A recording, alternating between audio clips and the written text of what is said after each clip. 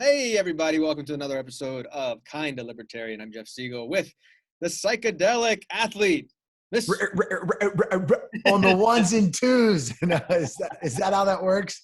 Is that the ones and twos? Remember from last episode, I was playing that back and I'm like, dang, I didn't know what the ones and twos were. Well, dude, you're an athlete, man. The ones and twos should be your guns, man. The ones and twos.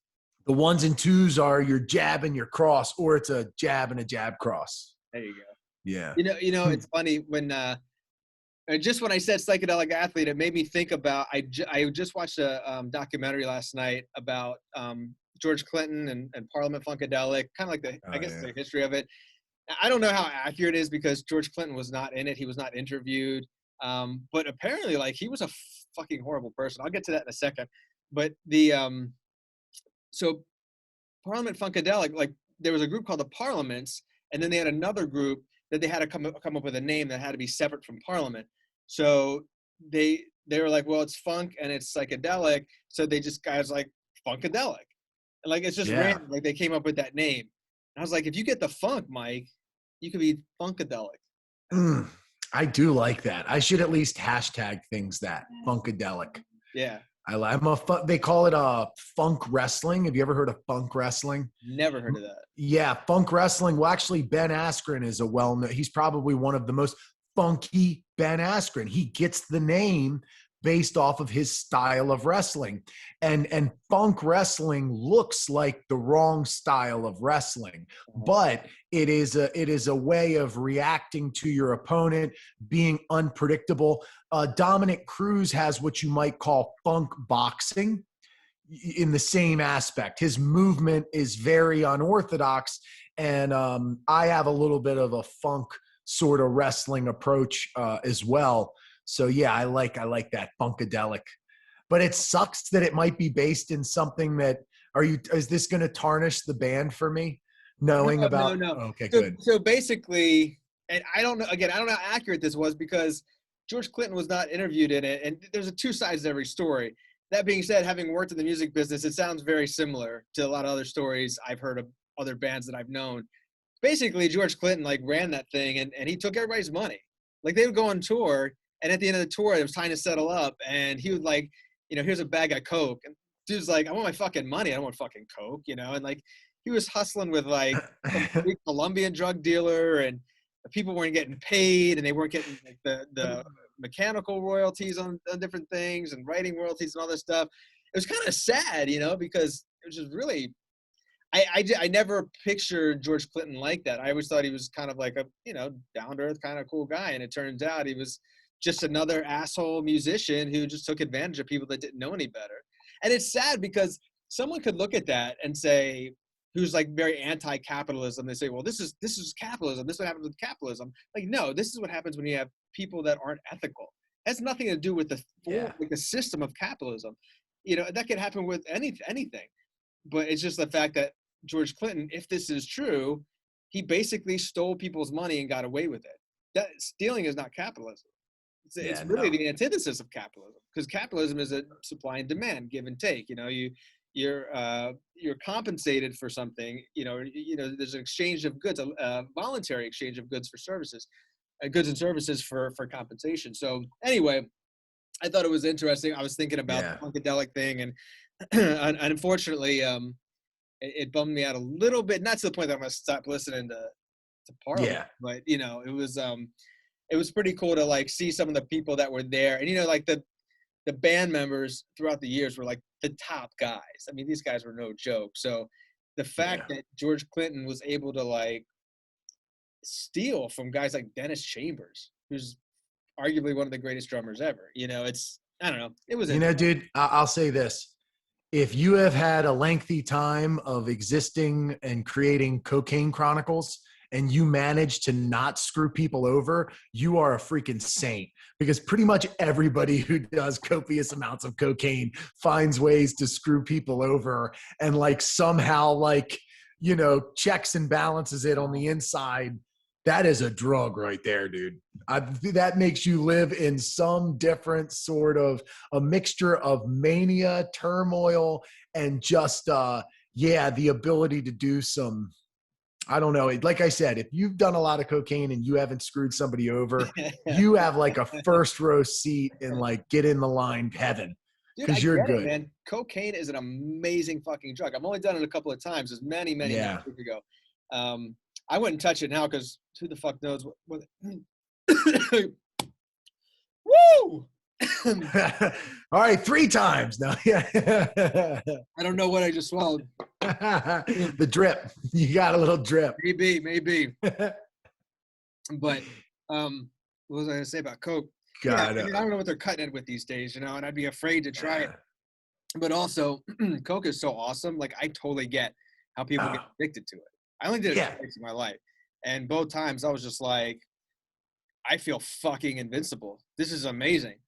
I don't remember why I didn't do it again. I think I was nervous. I was like, I like this a little too much, and this is gonna go nowhere fast if I. That's it. That's a good way to put it. I did it one time. I don't like the idea of putting anything up my nose. Yeah. And I don't like the idea of doing a drug that turns people into monsters. So the combo is just, meh. And there are a lot of monsters out there. I don't think we need any more drug-induced monsters. No. Speaking of monsters, I'll probably get some shit through this. Greg Abbott, the governor of Texas. Okay. So he signed a law recently that bans abortion as early as 6 weeks. So I don't know if you know much about knocking people up, but I do. Mm-hmm. And someone could be pregnant for 6 weeks and not even know it. Right. Quite a few people are pregnant at 6 weeks and have no idea unless they're trying to get pregnant. It's not going to fly unless Roe v. Wade gets changed somehow. But it was interesting. I'm going to pull this up. I don't know who this person is. Someone put this quote out, and I thought it was very interesting. I'd love to get your thoughts on it. It says, anti-choice people are not trying to stop abortion. They are trying to legislate who can and cannot have abortions, because conservative politicians, their wives and mistresses and daughters are always going to be able to get an abortion somewhere. All criminalizing abortion will do is keep people trapped in poverty for generations. That's the goal. And if it wasn't the goal, they would spend their time and money on comprehensive sex education, free birth control, and free contraception. What do you think about that? Well, God, you know what? This will be fine. Talk for 10 seconds. I'm going to run and put my dog in the back room. He's just whining over here and he's driving me nuts. He's pissed off about Texas. And I know he's all feeling it. Come on. Too much whining. Let's go back to your room. So while Mike is gone, I don't, like I said, I don't know who said this. I found it on Twitter. Feel free to let me know if you know who said it. I don't know if I believe, I think there's a very valid point in what this person said. I don't know what the intention is, and we bring this up a lot on this podcast. What is intention? I can't say what the intention is of people who want to ban abortion, whether it really is religion or it's just catering to people who think abortion is wrong. That's how they get votes. So I just caught the tail end of what you were saying. My first thought on somebody, not necessarily the exact quote and the specifics, but just the idea of banning something like that, I think it definitely seems like a political sort of issue where you have a lot of people who are anti-abortion. I don't know what percentage, but what percentage of people would you guess? I don't know about if in this state, if you want to isolate it, but what percentage of people, there's still a large number of people who are anti-abortion. Right. Right. I mean, it's probably rather large. I think there are more people that, what do you call, pro-choice. Yeah. But I suspect in certain states, it's, a place like Texas, I suspect it's probably 50-50. So that is going to be a problem because on either side of every coin, there's usually a candidate or, especially when it's that big of a thing. My big thing is the timetable. It seems very odd because what was you say, 6 weeks? Yeah. I mean, that really only gives you 2 weeks from the normal indicator, but a lot of people, like if you're just thinking of the warning signs, right? Well, what's the big one? I missed my period. Right. right? Which could be 4 weeks, essentially, Right. right? But then, at least to my knowledge from girls I dated, sometimes a girl might shift or Yeah. barely get one. I mean, sometimes they skip a period depending on the person, right? Like sometimes they'll just have a month where it just nothing happens. Right. For whatever reason, maybe they're not eating enough, maybe for who knows. So, I mean, 6 weeks is just such an unrealistic what is it now? What's the what do you know? I would say probably. I don't know. I'm sure. I mean, there's got to be a cutoff. I'm sure, but I think Yeah. it's mostly just for, I think it's dangerous at some point. Um, I don't think they care about the 6 week thing. I think for them, it's just about dismantling Roe v. Wade, and this is another Hmm. attempt. Now, prior to the Supreme Court being heavily weighted in conservatives, it was less of an issue. Now all this stuff is going to go to the Supreme Court. So I think Mississippi has something similar, and I think that's going to the Supreme Court if I'm correct. And I'm just going to say Michael Rappaport has a podcast, and he always says we don't do fact checks. So anybody listening, Yeah, no. if I'm not looking it up, I'm just guessing. So don't leave a message like do your research. Like, maybe No. I will, maybe I won't. I don't know. This ain't But your show if that's you. right, right. I'm just talking. But I really do believe that it's not about the time. It's more about how can they dismantle Roe v. Wade. I think the interesting thing about that quote, though, that really hits home with me, is when this person says, because conservative politicians, and I don't think it's just conservative politicians, it's any politician. I don't think that's fair to. I mean, granted, conservatives are the ones that typically say we're anti-abortion, but there are plenty of Democrats and liberals that would fall into this category too, saying that their wives and mistresses and daughters are always going to be able to get an abortion somewhere. There's so much fucking truth to that, man. So much fucking truth to that. And it's who are the people that are most at risk of not being able to get abortions? Poor people. It is, Yeah.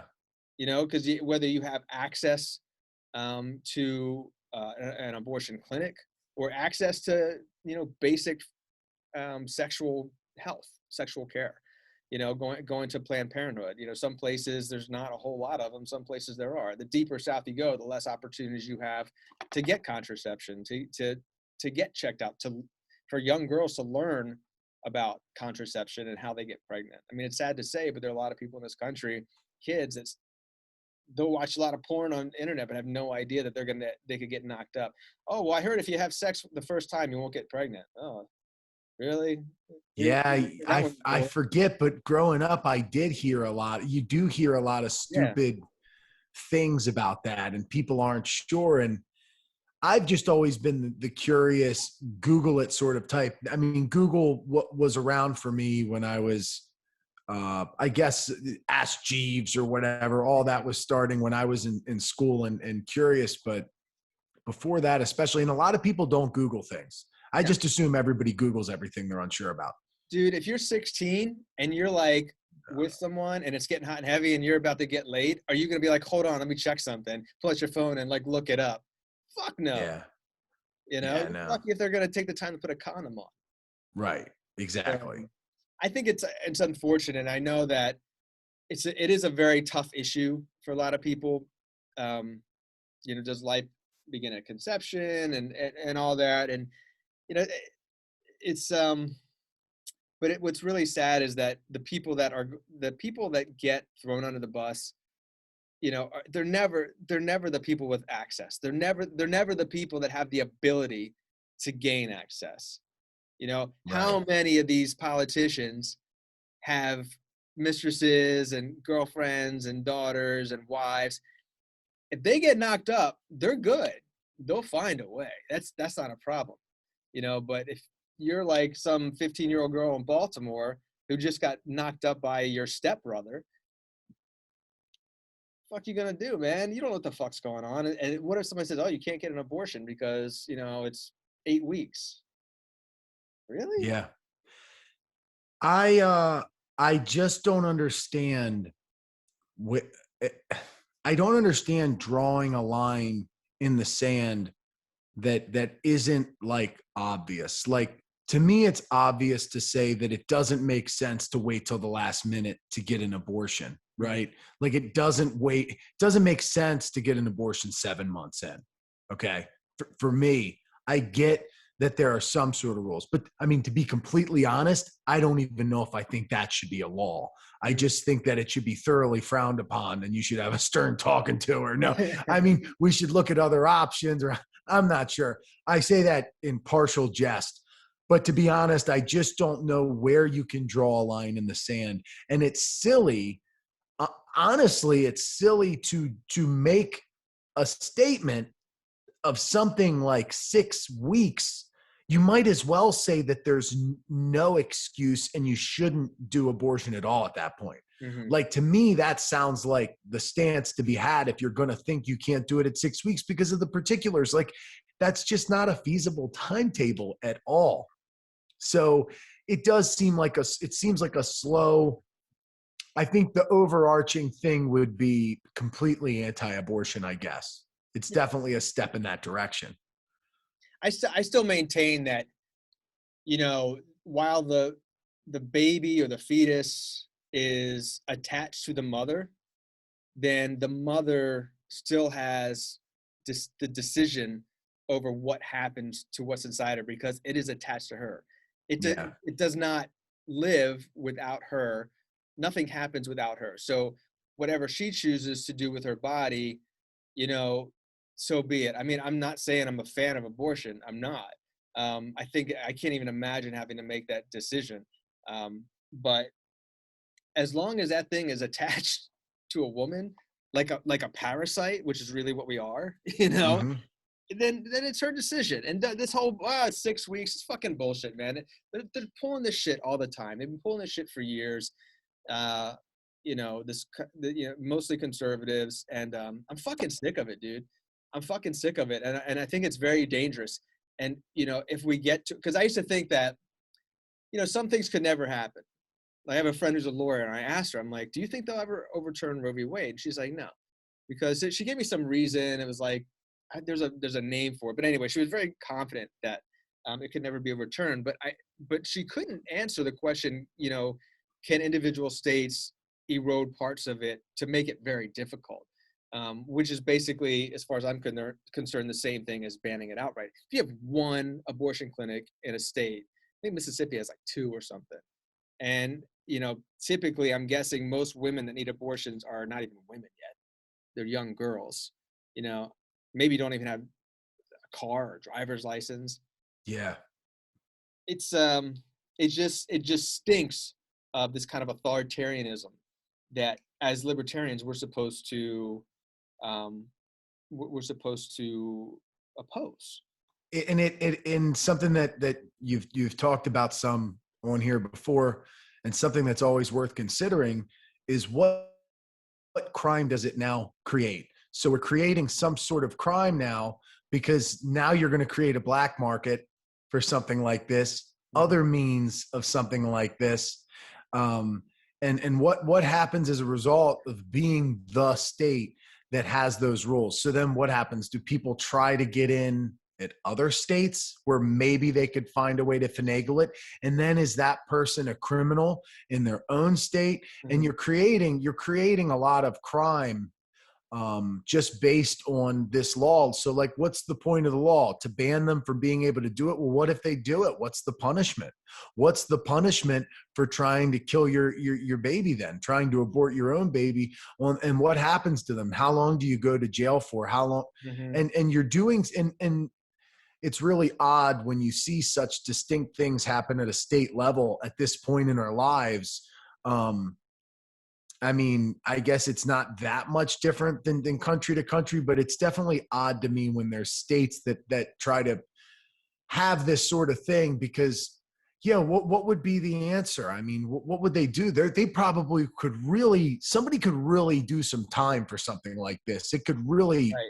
It could become a very serious thing, and they're doing something that, only so many miles away you're able to do legally. Well, Creates bizarre turn of events. say you have a 15-year-old girl who wants to get an abortion, goes out of state to get it. An adult drives her over state lines so she can get an abortion. that adult will probably go to jail for driving a minor over state lines to get an abortion. There's all kinds of tricks to it, man. They're always Yeah. hustling. These guys are always hustling. You know, it's funny. There was a I was listening to this Sarah Silverman podcast, and she was talking about there's some state that I don't know if it went through or they're trying to get it through. If you have an abortion, you have to pay a $2,000 fee, which covers the funeral of the fetus. God, the And funeral business is so, when you hear how much it costs to do certain things just to like have a right. normal death. Well, Sarah Silverman Crazy. said, she's like, well, I'm going to get into the tiny baby coffin business then. That is that is a brilliant joke. Yeah, absolutely. Can you imagine though a 15-year-old girl just going through probably one of the most like horrible things that ever happened to her in her life, and they're like, "Yo, you need to pony up 2G to cover the baby's funeral." Yeah. What the fuck is wrong with people, man? This is the other thing too, is that like we already know there are people out there trying to find ways to essentially abort their own feet. Like there's at least a pocket or a percentage of people who are Googling like, hey, can I take like sort of morning after pill? Right. But you probably can find other avenues, like not just punching yourself in the stomach, but I mean, there are ways to try to give yourself a miscarriage, try to, so I guess that sort of route. And God, the potential damage of all that when somebody could have gone and gotten professional help and solved all of the damage and risk and trauma that they're putting on themselves. And this baby that may or may not survive, I guess, attempts to kill it. Mm-hmm. It's just an odd step back. I would hope that this wouldn't happen, because my ultimate stance is that of yours. Like, I guess I understand that people draw a line, but at the same time, I kind of see it as people aren't getting abortions because they want to get abortions and because they like abortion.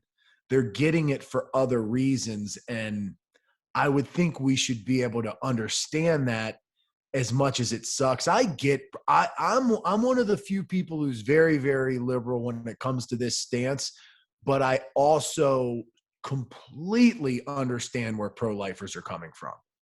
I definitely have a soft spot for somebody who is that emotionally connected to the idea of life, and somebody who like sheds tears over the idea of somebody getting an abortion. Right. They have their heart in a good place, but they're just not seeing the bigger picture, I would say.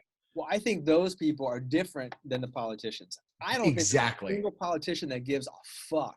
No, they don't Especially if care. it's a poor black girl, they'd be like, go ahead, Mhm. abort that shit. You know, they don't fucking care, but they can't say that. They don't care about a lot. That's the whole problem. That's the whole problem with a lot of this.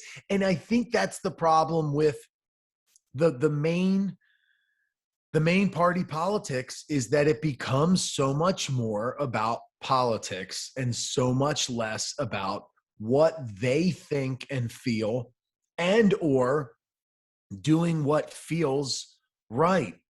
Like we're able to politic almost every decision, so Right. it's not about being genuine to character. Well, you know, the crazy thing is, a lot of times the conservatives who are very anti-abortion, they're the first ones to come out and be like, you can't teach kids about sex in school, or, you know, we don't want to spend tax dollars on condoms and sex education. I'm like, dude, if you don't want unwanted babies, you better fucking give those condoms out. You better start teaching these kids at a very young age what's going on, and do it honestly, not the way they want to do it, and bringing God into the picture and bringing in like guilt and all that shit. And tell, my favorite is like, you got to teach abstinence. Listen, I think it's good to talk about abstinence. That is the best way to avoid getting pregnant. But Yeah. you are an asshole of epic proportions if you believe teenagers give a fuck about abstinence. There are a few. They'll mind the rules. But dude, I don't know if you remember when I was 13, I mean, dude, I'd fuck a hole in a tree. Yeah. I did not give a fuck. I was a dirty, gross animal, like just a horny monkey all the time. And most boys Dude. are.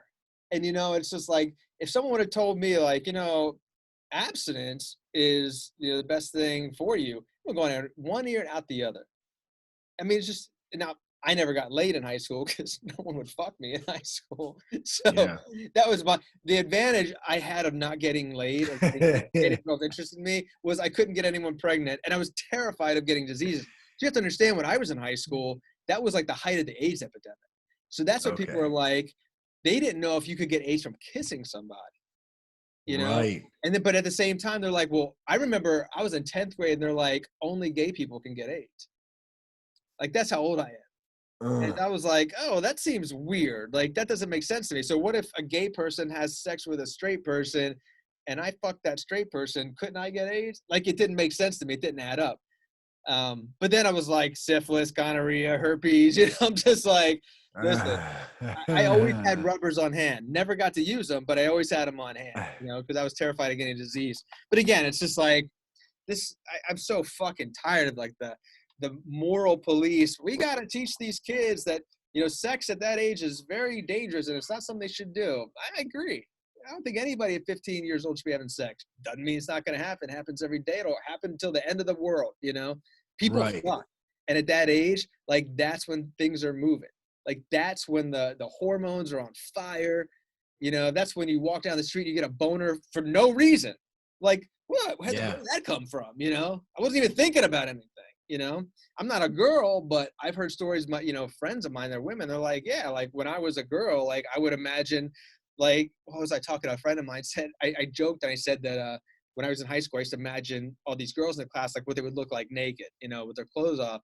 And she was like, oh, I used to do the same thing with boys. She's like, I would just imagine what their dicks look Yeah. like.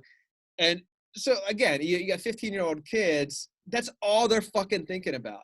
And then some fucking old dude or woman's gonna come in like, you should probably not have sex. It's the best thing for you. Yeah. Fuck you. Never gonna happen. It's just so backwards. I mean, at the end of the day, like I think that we should normalize the idea. We should just accept the fact that it is normal to have sex for more than reproduction, for pleasure, for fun, for a pastime, for a means to fall the fuck to sleep, to get to know each other, to see if you connect and there's chemistry. I mean, there's a lot of things that it can be used for, to enjoy the drugs you ingest in your system. No, I mean, I obviously I'm kind of joking, but for real, that's the world we live in. We live in a world where most people please themselves, or they reach orgasm, at least most males probably do, daily, or every couple days, every few days at the least, unless they're just totally non-sexual, like they've had a history and they've just kind of hung up the gloves. But that's probably the ideal life. I wouldn't think it would be the ideal human life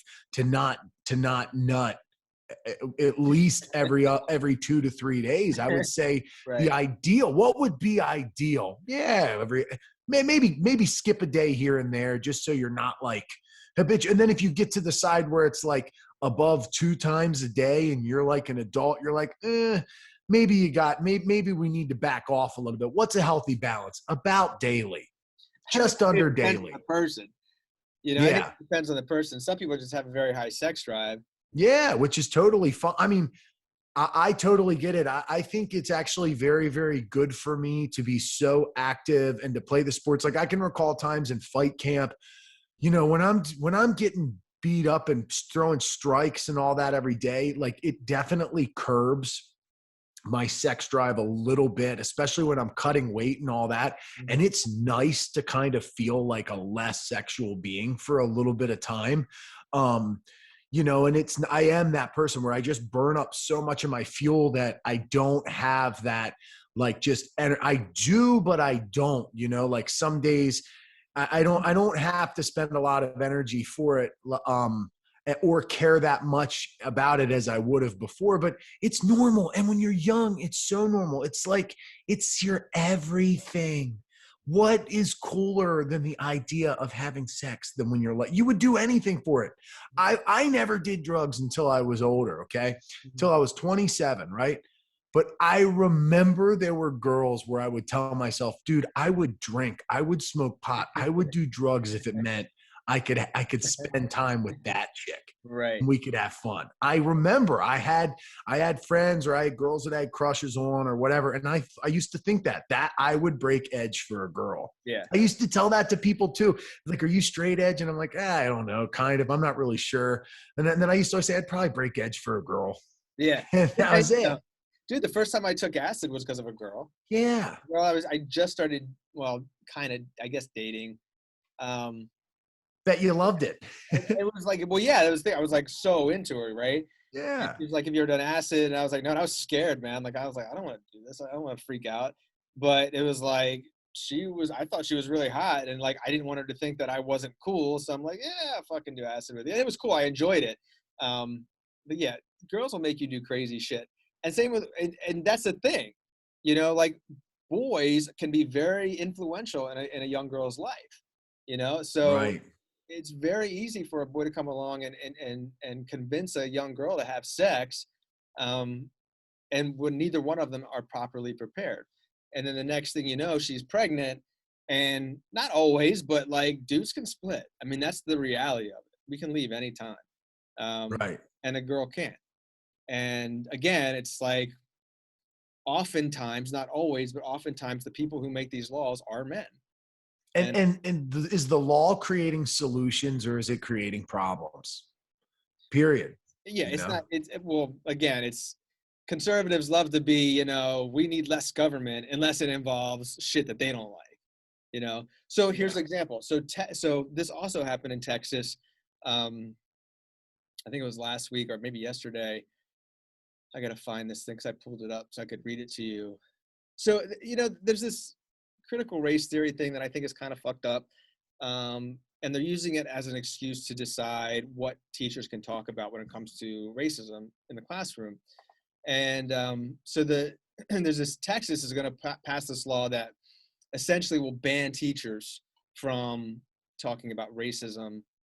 I think in a way that doesn't vibe with whatever curriculum that these guys come up with. Hmm. So I didn't fully understand it. So I read an analysis of it, and I'm going to read you. There's two paragraphs that really bothered me. It said that the measure would ban lessons that cause students to feel discomfort, guilt, anguish, or any other form of psychological distress on account of the individual's race or sex. So if you talk about race, I don't care what color you are, you're going to feel uncomfortable. If you're talking about slavery, I suspect if you're black, you're going to feel uncomfortable. If you're talking about the Holocaust, if you're Jewish, you're going to feel uncomfortable. If you're talking about the Civil War and back to slavery, I mean, if you're white, you might feel that kind of white guilt. Yeah, I feel uncomfortable about it right now. Are we supposed to be talking about this? Yeah, I do. But you're right. You're right. And that I think is one of the biggest problems we have with race in this country is no one ever wants to fucking talk honestly about it. And if you don't talk about it, it's not going to get better. So, in Germany, very early age, kids learn about the Holocaust. They learn about World War II. They learn about what happened. They don't try to sugarcoat it. They don't hide it. And by doing that, that's kind of, they believe will help ensure that it doesn't happen again. Hmm. No one's, leaving these classes going, oh, I feel so guilty that I'm German. I feel so guilty that because it's taught to them in a matter-of-fact way. This happened. You weren't around yet, but this was happened in your country. Think about that, because things flare up, and things can happen again. And I think it's good for people to be honest about what happened. That way, there's a better chance of it not happening again. Um, the other thing that this thing said, it says teachers would not be allowed to assign students for a grade or extra credit to lobby for legislation, engage in political activism, or advocate for social change. That in itself is education for life. If you want to be a good member of society, a, a responsible member of society, and you want to change things, and the teacher, and they're telling you, no, you can't do that. I mean, you can still do it, but from what I understand, the teachers cannot say, hey, this is an assignment, find a cause and tell me how you would solve it, or if what do you think about this law? Like, what are your thoughts on it? Like, have a debate, for example. I remember in college, not this wouldn't apply to college, but I remember in college I had a debate class. You'd always bring up politics, and you would debate them. And it was a great exercise in critical thinking. It taught you how to become a persuasive speaker, because you had to do research. You had to come up with your persuasive message, or as you're doing that, you could find out, oh, wait a minute, I didn't know this. Maybe I don't want to take this side anymore. It's a really important exercise. And again, it's basically saying the teachers can't do that. I think that that's a huge disservice to the students. I always say this. So people always talk about how free Texas is. Like Rogan talks about this. It's like, oh, it's so free here, and we don't have to wear masks, and there's less regulations here and everything. And I'm like, that's cool and all. Like, I'm with you on most of that. But they're trying to control women's bodies. They're trying to control the narrative about race, in schools. Yeah, and they still won't fucking legalize weed. How free is that? That's not a free society. No, not at all. There's like pockets, and like Rogan's funny because I think like a lot of them like Austin, Texas, and they're just like, I love Austin. I 2 years in a row, they had when I was involved in slam poetry, I went to the National Poetry Slam 2 years in a row in Austin. For some reason, they held it at the same place 2 years in a row. So I spent like a week there 2 years in a row, just out of high school, and absolutely loved it. But I mean, Texas is a huge state. There's a lot going on in Texas. And most people, especially these celebrities, are only so in tune. Like, they don't follow the state politics. They don't know all these specifics. They probably only care so much. Like, you can't help but live in a little bit of a bubble when you're Joe Rogan. I mean, he does his best to not live in a bubble. Right. Dude, the guy has to live in a bubble. My thing is this when I hear this. So what don't we like? What are we trying to remove from school then? The feeling of being uncomfortable? Like, that's what we're looking at? Or are we isolating feelings of discomfort directly associated to race?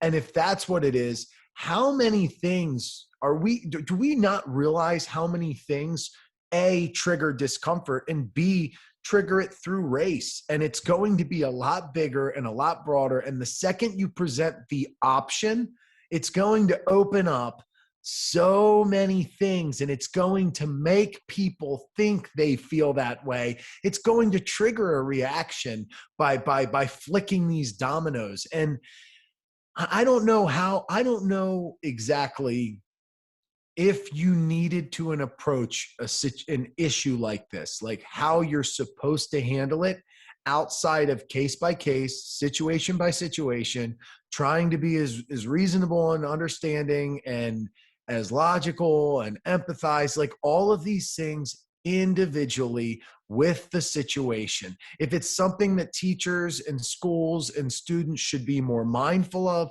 so be it. But to say that you can't do any, I mean, what the hell? Like, you won't be able to discuss anything in history if you're trying to avoid triggering feelings of potential discomfort. And what is discomfort? What is uncomfortable? Because is it little slivers of it? Is it little nerves of, I don't know how to talk about this topic? Is it anything pertaining to violence? Are we allowed to should we not talk about war because it's scary and people get killed? Are we not? I mean, how about Native American history?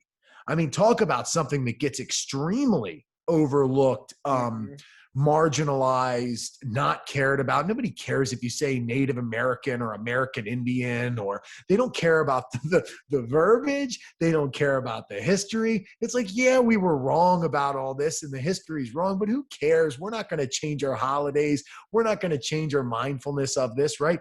Like, and it's funny because we just dial in when you hear racial discomfort. My big thing that I forget oftentimes, and it's not the case, my mind immediately gravitates towards black and white. When I think of race in America, I cannot, and racial issues and inequality and all that, for some reason, I only think of black and white, like off the bat. That's the initial thing. That might partially have to do with the white guilt but then again, shouldn't there be some of that for Native American as well? Then you got like, you get like the stuff going on with the Mexican border.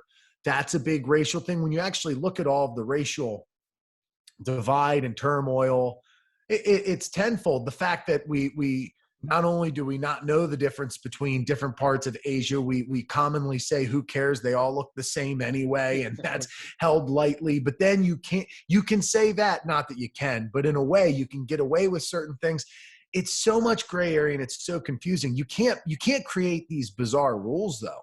Yeah, it's too complicated. I don't think they care about making kids uncomfortable. I think it's them wanting to go back to the time where history overlooked all the bad shit, because like a lot of history in schools, it was always taught like America's number one and this is the best place on earth, and it almost presents in a way that we've never done anything wrong, and it's I mean, you get some notes of slavery in there, but I just really feel like, particularly in this case, I think there's two things happening. One is they just want to continue the everything's cool 1950s American history mentality. I also think that you have a big push from the left that's pushing this idea and I don't know a lot about critical race theory, but and I've seen some people push this idea where like kids are gonna learn how they, like white kids would learn how they, because they're white, will not only benefit from white supremacy, but could be a part of it. I think that's a slippery slope because, I think it's okay to identify what white supremacy is, but you can't look at white kids and be like, well, you're responsible for this.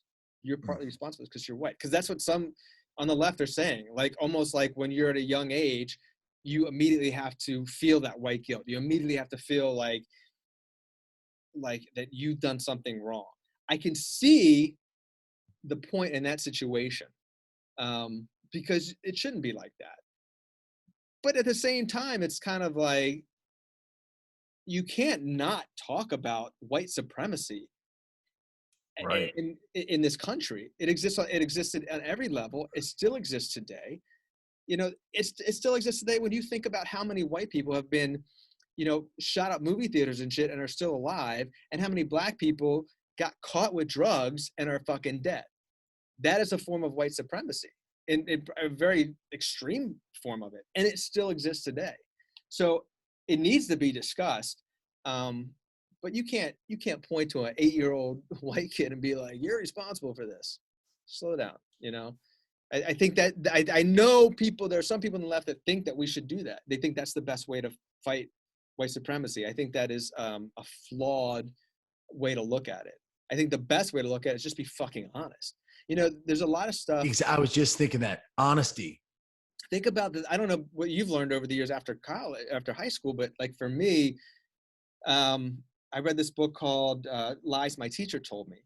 And it's just about historical inaccuracies and who really came to this country. That's a brilliant concept for a book, by the way. Brilliant concept. For ages. You should check it out. It's been around for like 30 years. It's a great book.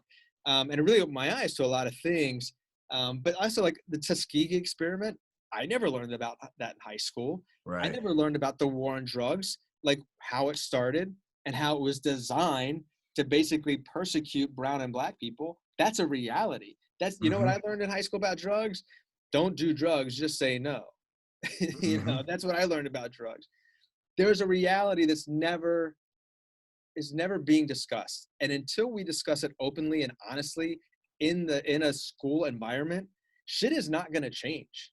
I mean, maybe it'll change incrementally because we have the internet now, so we can get access to real information. But like we said before, like how many people are really going to look this shit up? As a high school kid, I would have looked it up. Yeah, no, we have bigger problems than trying to be able to affect whether or not we can avoid making somebody uncomfortable in the classroom. I mean, it's everything's an individual situation. If a kid's uncomfortable, then they can be honest about it. And if they're extra sensitive, maybe you can go the extra mile for that kid, find a way to not make them be in that classroom for whatever reason. If they're that sensitive and it's that difficult of content matter, maybe they might not have to be there for the class. Like, hey, whatever lengths you want to go for that kid, it's individual. You can't expect to just make people not discuss things that might trigger some sort of emotion or Mhm. some sort of a reaction. It's just so obviously impossible. And I think you're actually showing the path to create more of the problem that you're trying to avoid. I Right. think it actually finds more of what it is trying to eliminate. That's what I see with this sort of attitude. You're creating the problem that you're solving, essentially, or, Mhm. or maybe spending a nickel to save a penny or some bullshit like that. And yeah, honesty should be the ultimate goal, period. So much of the problems is a lack of honesty. What is the biggest problem with kids and getting pregnancy? Sometimes it was what you're talking about: lack of knowledge, Mhm. lack of honest information. um like I said, we should normalize things that are normal. We should try to educate on things that are common human things, and being able to understand things that are uncomfortable is going to be an inevitable part of life. And we live in a weird, I don't like using, oh, we live in a pampered society and we try to make everything so comfortable. I'm not that type of a hard ass. And if somebody really is that sensitive, I would feel bad for them, and I would want to make them as comfortable as possible, even if I thought they were being a bit extreme. That's not really for me to say. And I would like everyone to feel included in as positive a manner as possible. But I mean, God, when you're talking about something like history, it's inevitably as triggering as could be, and in a way, it really should be, because what are we trying to learn from these things? What are we trying to, not continue? What are we trying to be aware of our past? And racial stuff, man, that is a hard one to tackle. Well, listen, I mean, Uh, history is only going to be as accurate as the people teaching it decide they want it to be. right. So we can talk about honesty. We know certain things have happened over the years, but there are some people that make these laws that still say shit about how the Native Americans are better off because we brought all these Western ideas to them. Rick Hmm. Santorum was saying shit like that, you know. Marjorie Taylor Greene, was it yesterday? Did that? She was the third or fourth Republican to say this in the last few months. Wearing a mask is just like the Holocaust. Really? Really? Mm, You know, trivializing the Holocaust is not a really good way to teach the history no, of what happened, we, really happened there. we And that, really trivialize that a lot. I know, right? And that's like the new black for the GOP. It's like when the Palestinian Israeli conflict was happening last week, all these conservatives were like, we have to protect the Israelis. This is anti-Semitism. But one of their own does some fucking serious anti-Semitism, not a fucking word. They don't give a shit Hmm. about the Jews. No one gives a fuck about the Jews. No one's ever cared about the fucking Jews. So, I mean, it's like, it's like, oh, well, whatever fits the narrative, that's what they're going to go with. So it's hard. You're right. It's so hard because what is the truth that you're going to share with these kids about history, about racism? You cannot accurately teach history of this country without teaching about white supremacy. Just Right. saying that, I know people will be like, oh, you think you're so woke and all that bullshit. It's not about being woke. It's about being honest. Yeah. It's just a fact. I'm not saying that, I'm not going to sit here and try to be like the biggest ally and everything. And, I'm not trying to start a fight. Again, I'm just trying to present, it's like an observation of truth. We refuse to we refuse to observe truth, whether it's because we're so stuck in our ways or we just don't want to hear the truth. And I think that's a lot of it too.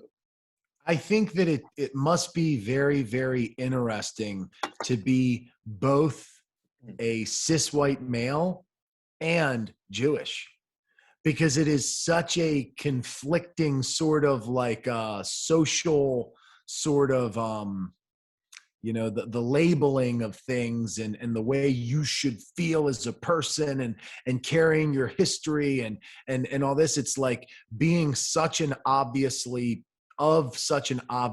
persecuted history, oppressed history, difficult history, but also trying to be told that you are the problem as well. It's just such a weird thing.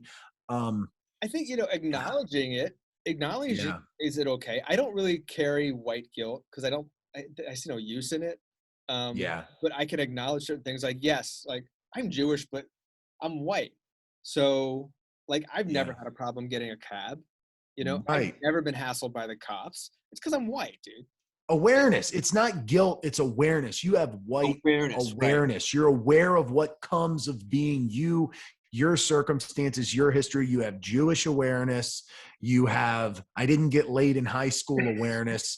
I mean, not to be a dick, but it's like you're aware of things that come with being you, and you are that. And there's more to it than, like I said, when I think of race, I think of black and white inherently, and I can't help it.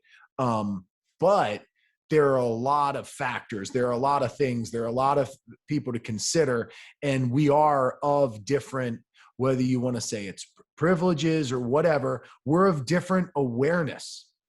And it comes with positives and negatives. And I am very fortunate. Like when you think of the word privilege, obviously I am an extremely privileged person for so many reasons. I am like the top species in one of the top countries to be birthed into one of the top situations of like parents. Like I not only did they have enough money and everything to like take care of my essential needs, it was enough like work where I had to like develop a sense of like I had the perfect type of situation. I experienced trauma, turmoil, family issues, but it didn't ruin anything. It didn't jade anything. I love my circumstances, right? I wouldn't want it any other way. I'm the most privileged person I could ever imagine, right?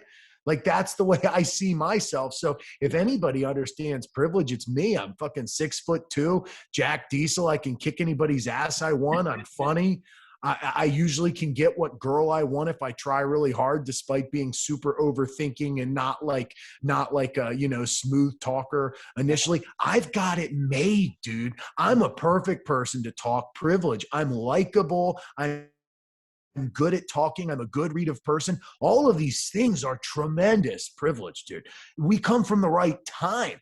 Imagine being birthed into a different time period where like your main thing is how do we just survive and not Right? die? How do we not die? How do we get food? You know?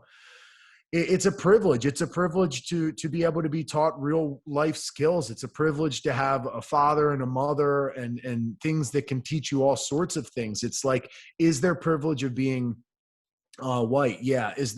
But there's also a privilege of having both parents. There's a privilege of having a sibling. There's a privilege of having friends growing up. It's infinite, man. It's individual. Everything that we try to label and generalize is far too subjective. And that's why laws rarely make sense.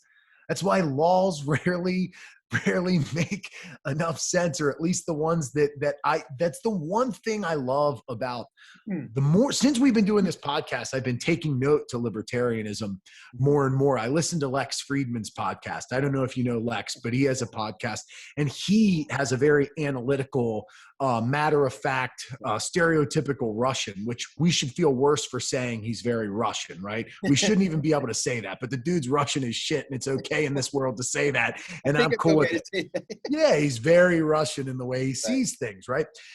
And he broke down libertarianism on an episode a little bit more from like an ideology, which I love. It wasn't the politics of it. It was like that nonviolence. And it was like this, I forget the way he worded it. I wish I had written it down because I thought I was going to remember. And then I was like, damn, I forgot. But either way, he was just like the philosophy I mean, part of it was like a non-violent, non-harm, considering the harm that we do to others. Like, I mind my own, you mind your own, and we're aware. I think like almost like there's a lot of parallels to, you understand the idea of utilitarianism, right? Greater gain, greater number. To me, that is like sort of a principle of what I think most people consider their political party. Most people would probably say that their political party aligns with greater gain, greater number. I think libertarians do a pretty good job of running things through that filter. Who gains from this? Is there really anything to gain? Does this solve any problems? Does this help people out? Or does it create more problems? Who benefits? Who doesn't? And I think that's how the law, that's why they come with the ideas they do for the laws, and that's why they trim a lot of fat.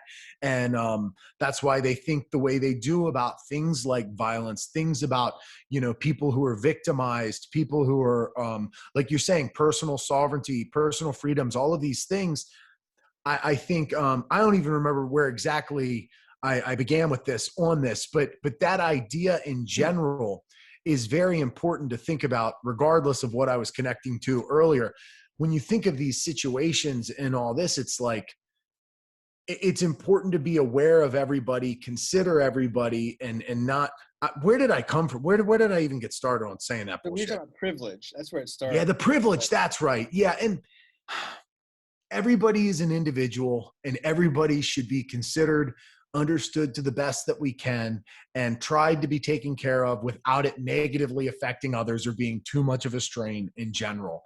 And I was thinking about the idea of how a lot of political parties claim that, but I think the libertarian scope, or the one that you try to run things through, reminded me of the idea of utilitarianism back then, which is probably a good thing for a political party to remind yourself of. By the way, an extremely untalked about concept, greater gain, greater number. Like, what a good filter to run things through that we never fucking talk about. Right. And I like the bare bones nature, because everything we've talked about today, these policies that get brought up, that is very opposite of what libertarians would probably align with, right? I mean, that's probably part of the reason you decided to talk about these things. But I think that is a really, the flawed nature of trying to draw a line in the sand and say these things about, well, this person shouldn't be able to feel uncomfortable, this. And then we create this divide because we're going to be catering to what? Potentially the black and white issue, right? That race thing. It's probably going to hyper focus on certain parts of history. So this part of history is going to be triggering, but this part of history might not be. We might marginalize murder, but we're not going, but then if somebody was potentially a slave owner who was a president, we're going to make sure everybody knows X, Y, and Z about this person. Mm-hmm. These people should feel bad about their history and who they are. And I mean, God, we're just creating this madness, when I think it should just be left alone and be honest about everything and understanding and taken on a smaller scale individual level. Yeah. And that's a rant, and it went in a million different directions, No, but it's a podcast. But I know what you're saying, and it is all relevant to what we're talking about. Yeah. I know it's hard to teach history. I mean, you have a very small amount of time to discuss a lot of things. Even if you discuss history from grade 1 to grade 12, I mean, and you do it, what, 40 minutes a day or 3 days a week? I don't even know how they do it now, but it's not a lot of time to, and it's such if you're talking not just U.S. history, but world history. Right. History of the world. And so let's, I'm not going to do the math real quick, but 12 years of school, how many, it's not even a full year. It's like, what, you have 8 school runs for 8 months, I guess. Yeah, 3 days a week, tops. 40 minutes a day. You're going to talk about history. I mean, how can you can't do everything. So you have to figure out, I guess, the most important things. And electives are good too, because maybe there's something that you would like to learn. Maybe if you're a kid, I would think electives would be, a history elective would be a lot more interesting too if it was, again, like, honest. So there was I remember seeing this on some history show one time about the founding fathers and the guys that did the I think it was the night that Paul Revere ran. You know, the story of Paul Revere, and he went and warned Yeah. everyone the British are coming. Like this history, and again, don't quote me on this. I'm not fact checking it, but if I remember correctly, it was something about the dude was a drunk. Like all these dudes were fucking drunk as shit. Like a lot of the guys that were the original, you know, Revolutionary War soldiers were basically like dudes that were just fucking drunk all the time, and they're like, we don't want to deal with the fucking king anymore. Fuck this motherfucker. There's, I wish I could, I wish I could find the episode. It was, I think it might have been under Drunk History, that show Drunk History. Oh yeah. You know, and That's a great idea for a show, by the way. it is a Drunk great, you know, history. Oh how interesting did it make history? You know, yeah. so that kind of shit. Explain it like that. Sarah Vowell is an author that she writes history books, and they're somewhat comical, but they're like honest. So it's almost Yeah. like she's saying some uncomfortable shit, but she does it in kind of a comical way. So it makes it very interesting. And she did this book. It's called Curious Fishes, about how Hawaii was discovered by the West, and how, you know, went from, you know, never seeing white people to the white people showed up and basically killed off like 90% of the population with disease, and, you know, made them wear clothes in the tropics, and like all this crazy shit. But it's a really interesting story. It's a more accurate account of Hawaii than I learned, because the only thing I learned about Hawaii in high school was when it became a state. That's pretty much it. You know, and it Yeah. doesn't always have to be around like negative stuff too. I mean, there's a lot of great things have happened in this country. I mean, the fact that we still have somewhat of a democracy, the fact that, you know, this was a country that, you know, people in this country have done a lot of great things for the global society. And those things shouldn't be erased either. But you can't just have the good and not the bad. You got to show both of it, you know? But yeah, Yeah. how cool would that be? I mean, I would have definitely taken a history elective if it was something interesting. You know, the history of the drug war. You could do a whole fucking semester on that. Oh, 100%. I think that's you learn a lot about history and what comes of things and a time by really Hmm. focusing in. You know, it's hard when you just, oh, here's a little bit of this, here's a little bit of that. Like somebody who's really studied a specific thing in history, they have a different wisdom when it comes to what you can learn from history, how detailed you can get, how wrong history can be. You start learning and studying it from all of the different things. Like we know, I don't mean American history as in like we know our own history. I mean as in we know it as in it's our version of it. There are different versions, and when you compare and contrast, it would be like you could do a whole history class just on differences between history according to culture, according to state, the amount history has changed in the way it's taught over time, just in 20 years, 30 years. Then how dated is the history that we're teaching? How often do they update it? What areas are more updated? How behind the curve are certain areas? I mean, you could study just the style in which history is there's so much, And you have so to be much. flexible. You have to be flexible because we discover new things all the time. Not we, you and All of, I, but, yeah. you know, smart people who go out and discover, you know, the history of, you know, they find this new mummy somewhere, and they find certain elements on, you know, and they're like, well, we didn't know that this element existed back then. So that might change geological history. I mean, Yep. you have to be flexible. You can't, and again, I'm going back to when I was in high school, it was a very long time ago, reading history books that were written in the 70s that were not completely out of date, but very much out of date by the time I got to them. You know, in the 80s. Yeah.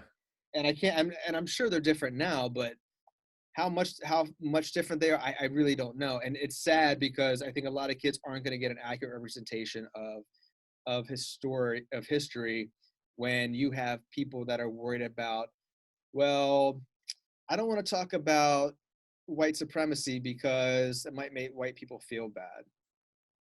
Yeah. You know, yeah, I mean, again, it's just every culture feels bad at some point during a history class. Can you imagine? Can you fucking imagine what it must have been like for a Vietnamese kid in a high school class in the 80s when you learn about how we went to Vietnam to spread democracy, knowing, you know, Hmm. that's bullshit. Or when they got here, the Vietnamese were just fucking crucified, by people that lived here because they thought they were communists and they were coming here to take over the United States. And really, they were fucking refugees and hated communism. And they came here for safety, Or I remember being in middle school and there was an Iranian kid on my bus. The only thing I knew about Iran at the time was the Shah, the Ayatollah Khomeini, and there was a song, a hit song called "Bomb Iran." It was like a takeoff of Barbara Ann, the Oh God. song. That's all I knew. So the first time I meet this Iranian kid, my instinct as a fucking, I don't know, 11 or 12-year-old is like, he's the enemy. What's an Mm-hmm. Iranian kid doing? Meanwhile, like, I come to find out his dad escaped with his family from Iran, because I think he was like a educator of some sort, like an academic, and was teaching things that the government didn't want taught, and they were going to put him in jail. And like literally they had to fucking escape, and they came to this country to seek refuge. That's a story. That's real history. That's real historical accuracy. Now, in middle school, I didn't learn about that. I mean, it's different. Again, it's different now because times have changed. I think people are a Right. little more open-minded about discussing these realities. But I don't know, man. I should really try to find a high school yearbook and see, what they're talking about. And moreover, I want to see a high school yearbook a high school Textbook. book, um, in Maryland versus one in Mississippi. That's exactly it. Yeah. Different ones. It's probably pretty crazy. I would love to know the discrepancies country to country, like the way things are taught, completely. I would love to know what others. I've Googled this a lot. I've always liked reading what other countries think of America and American politics. And, like for instance, when Trump was in office, my big thing was I would want to know, what do Germans think of Trump? What do these people, not that but it's going to be a little bit more clear and a little bit less divided, I think, when you look at how other countries view it, as opposed to it being so polarized within your own country. The same way, like, most people probably see the Baltimore Ravens somewhat similarly outside of our area. But if you talk sports in a local area, the local newscasters, the local sportscasters have such intense polarizing views that I always want to know, well, what do the ESPN analysts think? I don't want to know what the local guy thinks. Yeah.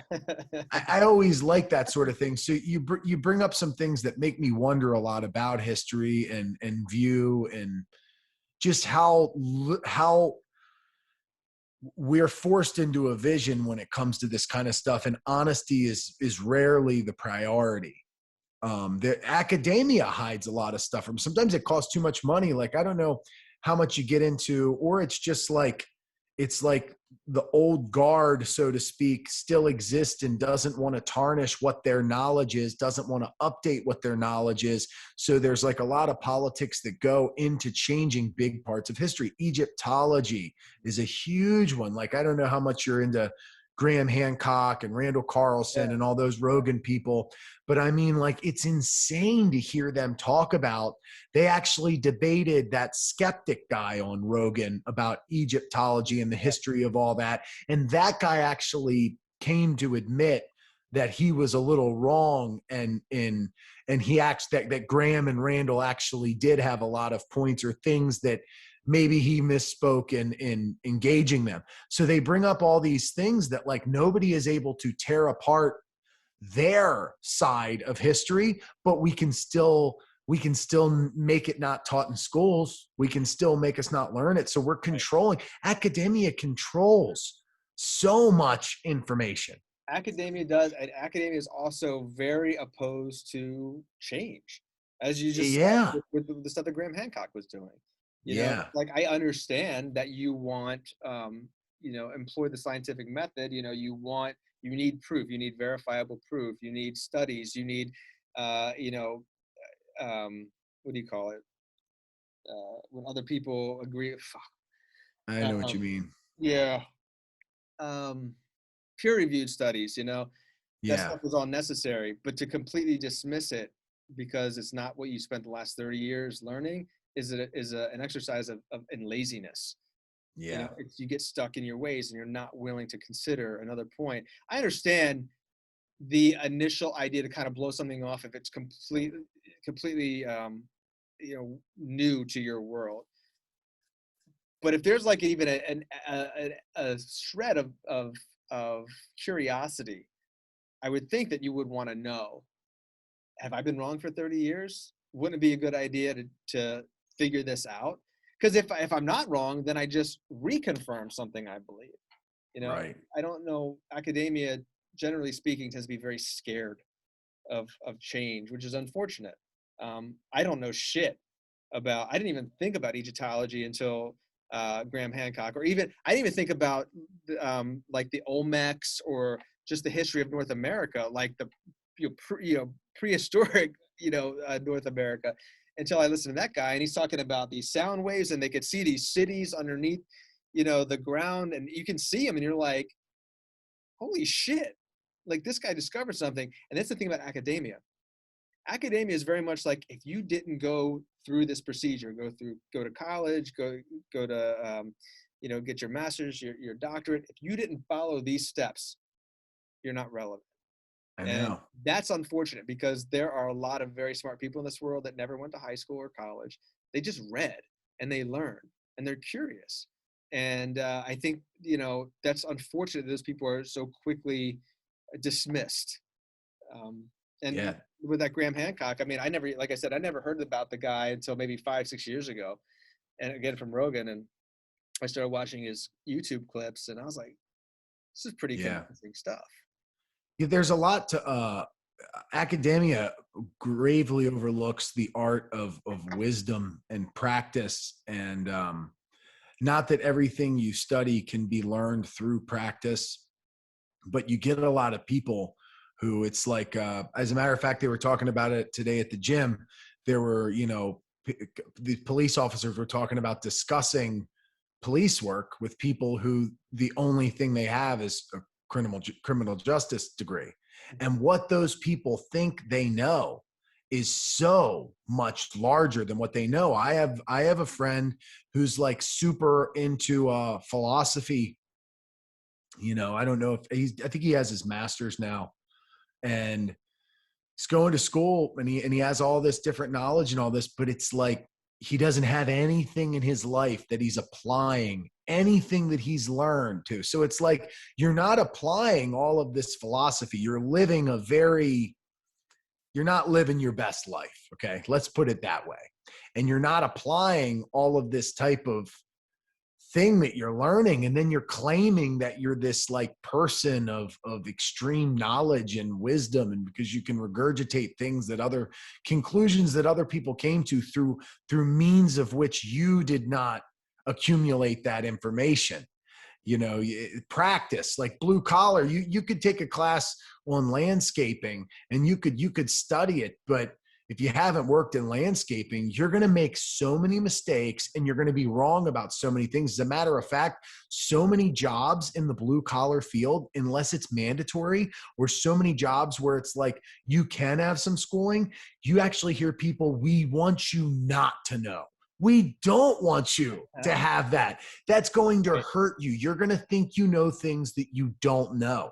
I think that at this point in my life professionally, as a strength and conditioning coach, as somebody that is full-time dedicated myself to being an athlete, I've been involved in different, between strength sports, martial arts, regular sports, coaching teams, people who are older, kids, all these things, and a general success in getting them to have obvious tracked progress without risking grave injuries or having any really problems, knock on wood, of that sort along the way. I'm a pretty good candidate to discuss things in that wheelhouse. Right. But I would tell you that almost everything I learned in order to get my certification was probably counterproductive towards the information and wisdom that I have acclimated through training, and the principles in which I base practice off of. They're not taught in academia.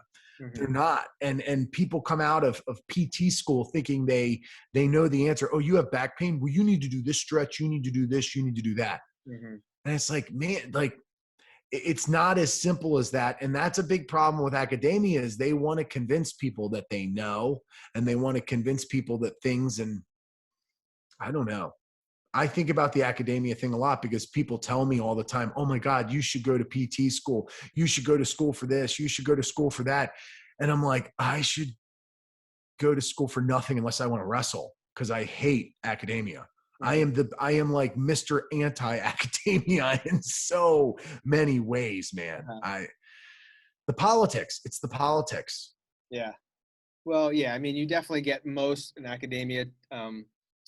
There's a lot of left-leaning people in the world of academia, and that's Colleges. definitely. They're taking over the colleges. It's getting crazy. I think it's always been like that, honestly. I don't. Has I it? mean, Yeah. I could be wrong, but I know, like, imagine the '60s. I can't imagine there were like a lot of like right-wing guys teaching philosophy. You know, Yeah. um, I went to a pretty conservative college, and most of the, I would say, the majority of the teachers there were left-leaning. Uh, Yeah. Probably not by a lot. It's probably about 60-40, roughly. Um, but even the ones that were on the right, they were pretty rational people, though. They weren't like off the deep end, right? Yeah. And the ones that were on the left were pretty rational. They weren't off the deep end left either. It was kind of a nice middle of the road kind of thing.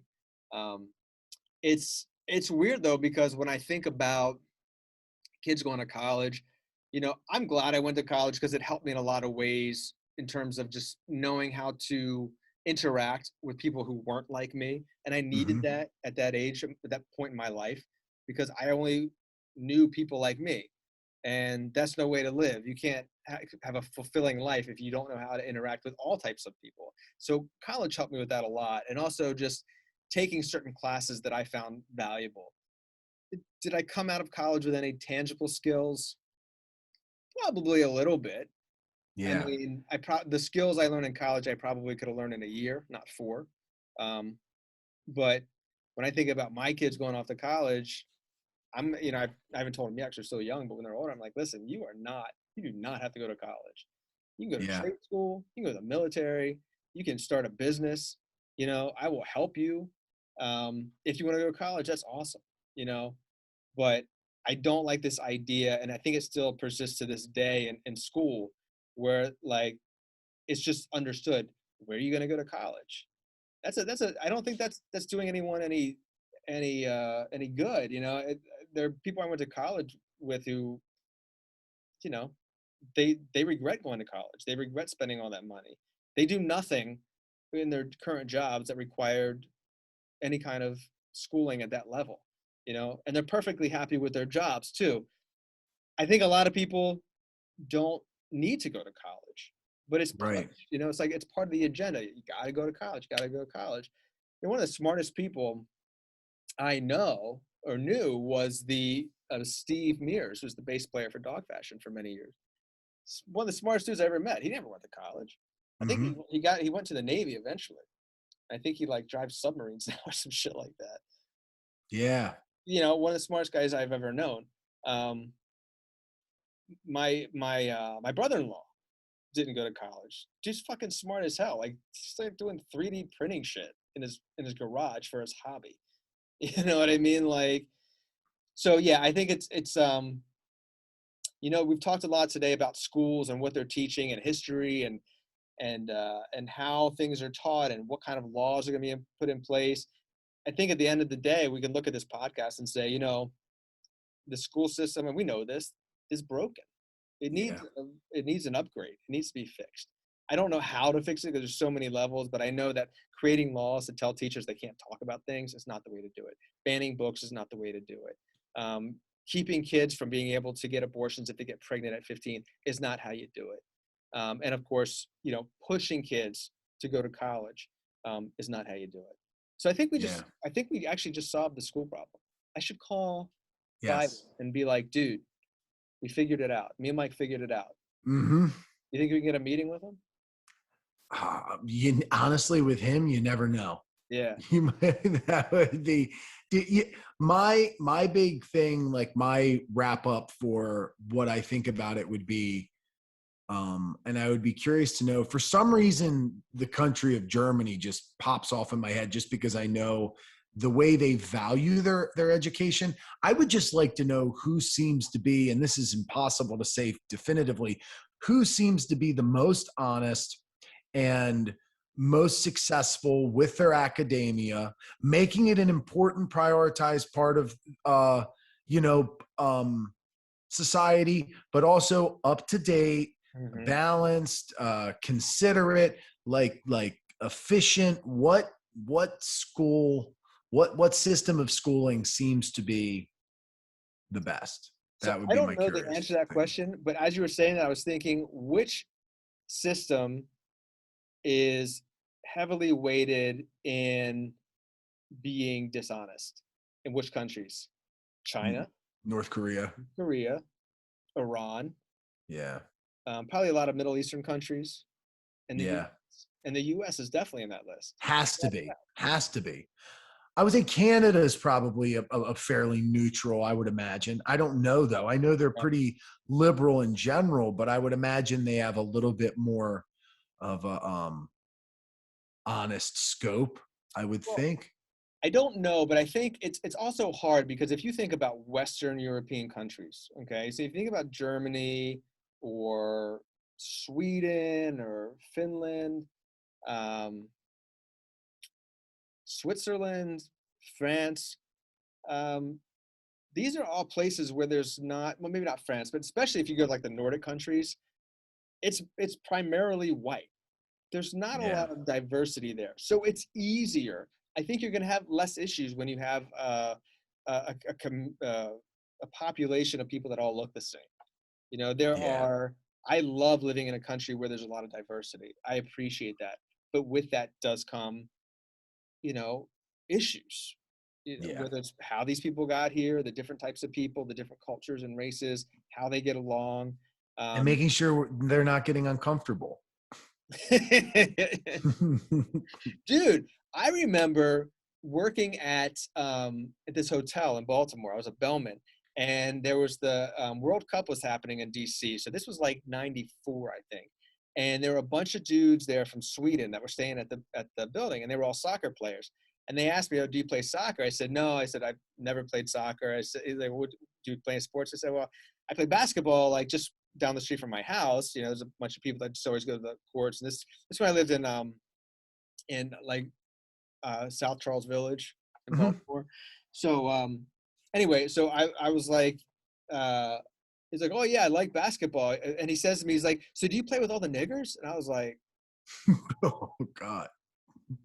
and I was like, okay, hold on. He's not from here. He doesn't understand. But the fact that he went right to that, that is a Wow. that is evidence of systematic racism. The fact that this Yeah. guy's thought process was he's playing basketball, so he must be playing with black people, and he referred to them in that manner. Was he, do you think he was trying, do you think that's the way he says it? Or do you think part of him was playing to the audience and would assume that that's the way you would say it? I don't know, but he laughed when he said it. So I mean, he's definitely, there was definitely at least part of him that felt that way He himself. definitely Yeah. he It wasn't yeah just an assumption. he definitely This wasn't a when had in Rome. he had less respect for black people than he did for white people. Absolutely. I said, this definitely wasn't a case like, well, since I'm in America, I better start calling them this. You know, No, it I don't wasn't think it one was of that at all. those. Now, God. a That part of me, catches me off guard when other people from other country are I know, sometimes really racist. And I'm like, oh my God, I'm so naive to how racist dude, some areas of the world are. I know. And it was like I was like, so should I tell this guy that that's not a really good thing to say out loud in Baltimore, or should I just let him get his ass beat? You Yeah. know. But then I was like, you know what? Maybe he just doesn't know any better. So I kind of schooled him real quick. I'm like, dude, that's not cool. That's not appropriate. It's highly offensive. Yeah. Um, if you want to come down and play basketball with us, this is when we play. Come on over. We'd love to have you. I was very Yeah. calm about it. I didn't try to like shame him. because that would have gotten us nowhere. Exactly. But at the same time, inside I was like, "Fuck you, you racist piece of shit," you know. Yeah. But yeah, I mean, I don't know what he thought when I said that to him. He's like, "Oh, okay, okay," and then that was it. I never saw the guy again. But who knows? He probably walked off, and it's probably like, "Ah, that fucking kike motherfucker standing up in the back." Yeah. Oh God. Because he did look, you know, he had like the blonde hair and the blue eyes, and you know, he was very Aryan looking, you know, Oh like yeah. so. Who knows? But Yeah. well, listen, that was a great. It's always a great podcast. Always a great Man. one. Always a Fun great conversation. podcast. We got to talk about schools and history and racism and Yeah. abortion. What's more fun than talking about abortion? Yeah. We covered all of these topics, and I'm not overly embarrassed by anything I said. So Oh, that's a success. that'll happen eventually. Yeah, I'm sure. Well, thanks again for another good episode. Awesome. Thanks for listening. Until next time, be well, be free. We're out. Peace.